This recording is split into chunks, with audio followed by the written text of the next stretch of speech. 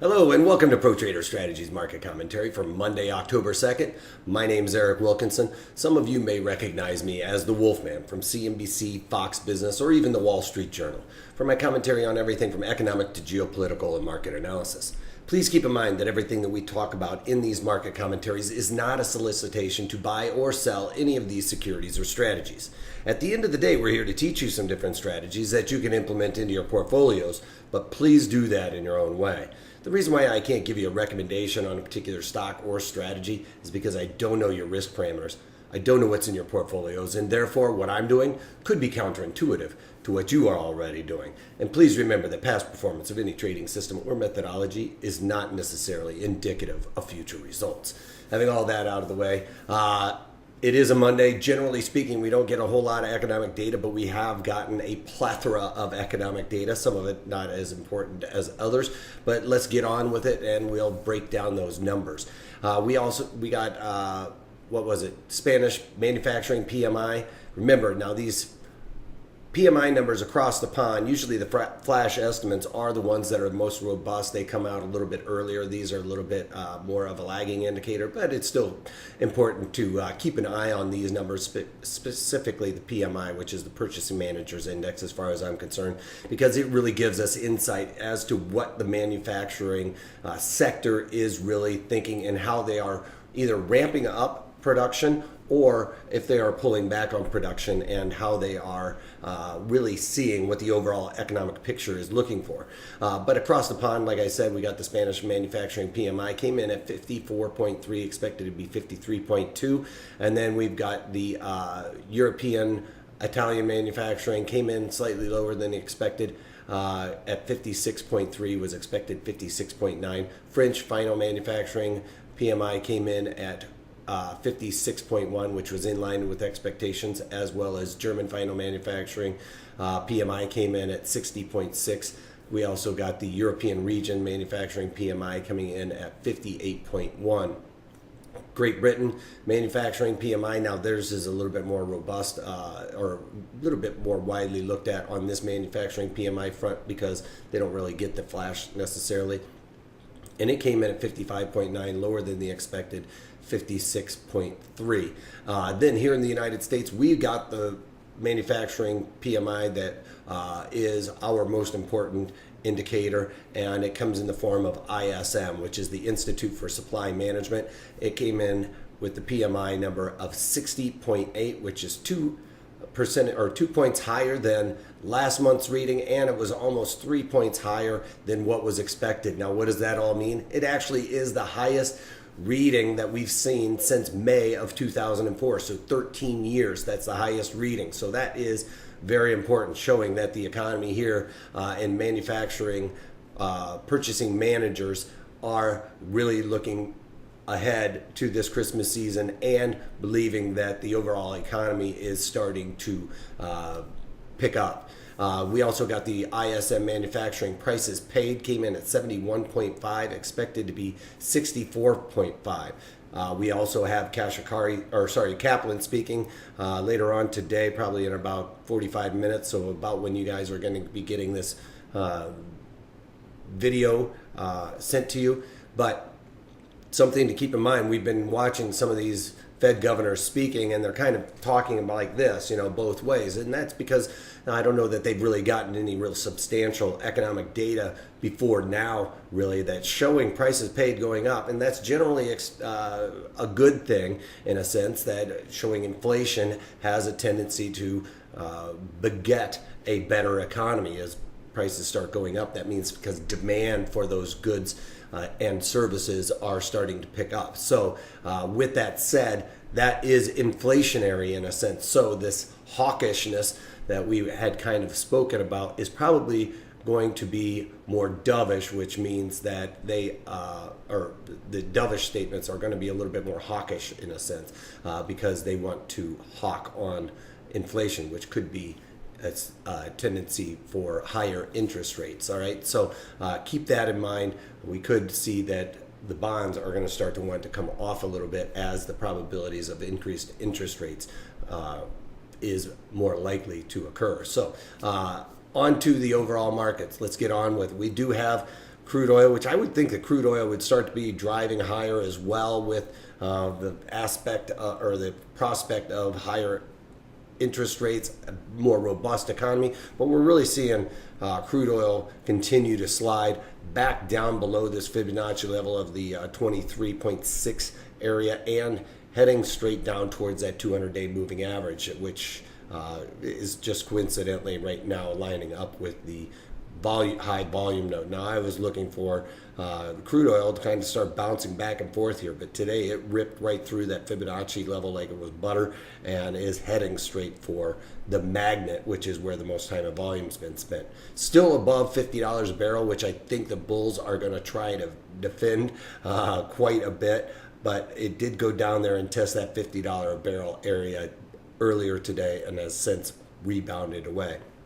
Now, with a higher or a more robust economy, we would definitely want to see gold futures come off as there's more of a flight to maybe even the dollar strength with the economic data across the pond not being as robust here as in the United States. That's going to solidify, make the dollar a little bit stronger for us here, and that is also going to have a tendency to make gold futures come off, and that they are acting as expected with that sell-off today. You know, the last couple of days, this Fibonacci level was holding it as support, bounced off of it Thursday and Friday. It stayed above.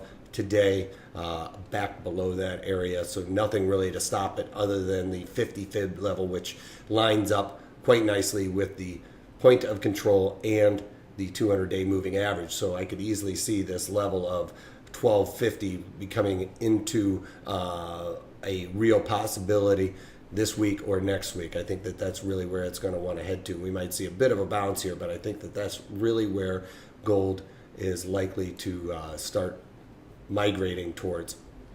Bonds off just a little bit today, as we would expect with the overall economic picture showing more robust economy. Remember, if interest rates go up, bonds go down. They're inversely related in that sense. So we're seeing that pullback happen today, which it is finding support on that 200-day moving average right now, and it has a high volume nodes right there. But I think that we could see it want to trend slightly down, if you will. May not necessarily get an increase in interest rates this year, but from the 30-day Fed funds, because they affect the 30-day Fed funds, which is basically the overnight rate that the banks use to fill their margin requirements on the monies that they have in the bank that against their loans. They have margin requirements. 30-day Fed funds actually is what the FOMC moves back and forth, and that's what the banks use to loan to each other, but all interest rates are then calculated upon that. So bonds will have a tendency to move a little bit faster than that rate necessarily, because it is forward looking, almost 30 years out.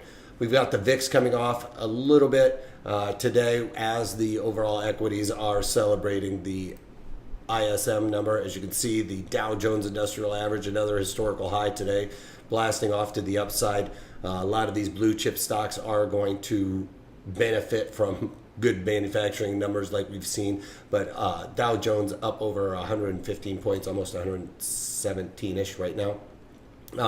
NASDAQ is slightly in negative territory. I think it's basically because people are pulling their money out a little bit of tech, which is going to be a more volatile stock than the blue chips. People are throwing their money towards the blue chips, but it's only down a point and a half a point right now. It was in positive territory. It could be more along the lines of just profit taking, but I don't see the NASDAQ being bearish for very long necessarily. Then we have the E-mini S&Ps also creating a new all-time historical high, up 8.5 points, 8.25 right now, very near the highs of the day, as we'll see here.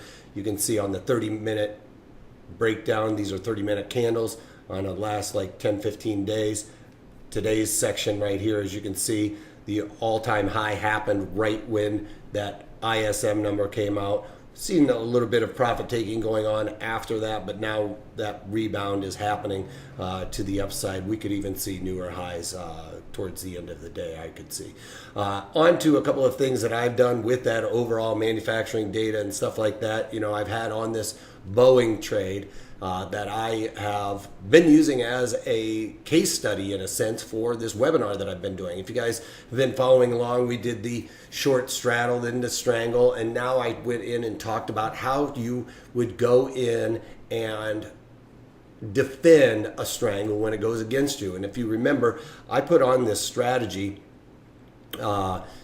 quite a while back. It was on like 9.6, so right in this area when we started getting this sell-off. This is when I put on this strategy, and I originally put on the October 255 calls with the 215 puts to create that strangle, and I collected $2.04 for that strategy, thinking, hey, you know, it's been in a tight range. I don't really see it breaking out of that. In the past, during times of a lull and no real binary event in and around Boeing, ticker symbol BA, it has a tendency to kind of flatline for an extended period of time. Now, generally speaking, with this strategy, I wouldn't want to see this wound up, but with Boeing, it kind of bucks that trend and doesn't really have a tendency to move until right on those earnings, and then it'll either continue to the upside or downside based on what those earnings came out, but settles down once it finds that price point.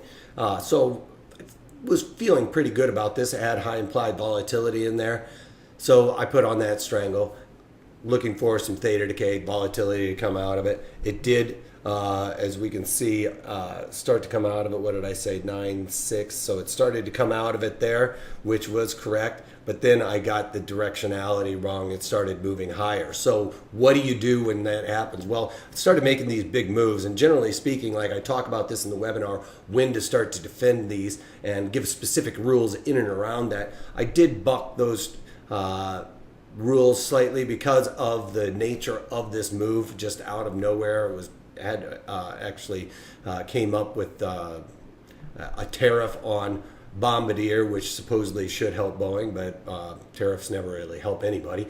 Though the investors took to that as a positive for Boeing, ticker symbol BA, and the market started rallying, which got me on the defensive a little bit earlier than normal. So I decided to go ahead and get aggressive with this trade and rolled my October 215 puts up to the 245 puts so that I could collect a nice credit. If this was going to have a big move, I wanted to be protected. So I made that strangle quite a bit tighter, and I collected another $2.57. So all in all, my total credits on that was about $4.61 to increase my break even to the upside. So now my break even on this trade is that $4.61 plus the high end of my call strike, which was 255. So 259.61 would have been my break even to the upside. Increased that quite dramatically. The break even on that would have been 257-ish had I not made that roll. But because I made that roll, I got a nice big credit for it. And because I made that roll early, it helped me out quite a bit.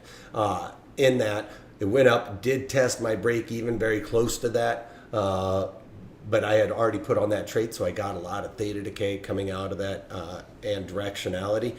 So it still was a loser until today, and today the market came off just a little bit, got some theta decay coming out nicely, especially out of those 215 puts that I had rolled up. Remember, I collected another $2.57 for those, which originally was closer to $3 if you don't. They originally were worth $3 when I made that roll, but I had to pay to get out of the 215 puts, remember. So all in all, I was able to get out of this strangle for $4.50. So again, at the end, it was the October 255 calls, which I still had on, and the 245 puts. So that was a tight strangle. We came back down inside of that 255 area.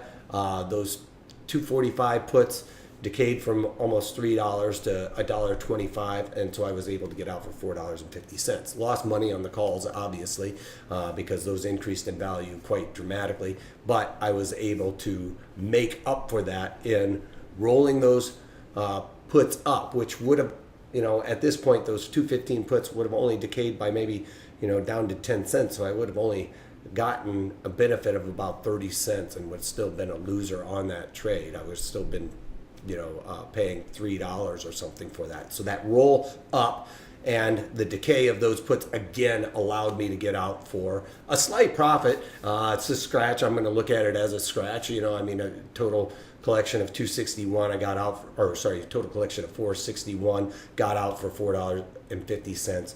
For all intents and purposes, a dime in this type of situation is a scratch, but a win in being mechanical and staying with this trade in order to get out for a slight profit. And anytime you can scratch or make a profit, as far as I'm concerned, that is a winning trade. So it worked out quite nicely on that. Go to ProTraderStrategies.com, sign up for that webinar because it is imperative you learn how to be mechanical in and around these strategies when they go against you. It increases your probabilities of success. All right, so that's all I got for you guys today. If you can't take that, take it easy.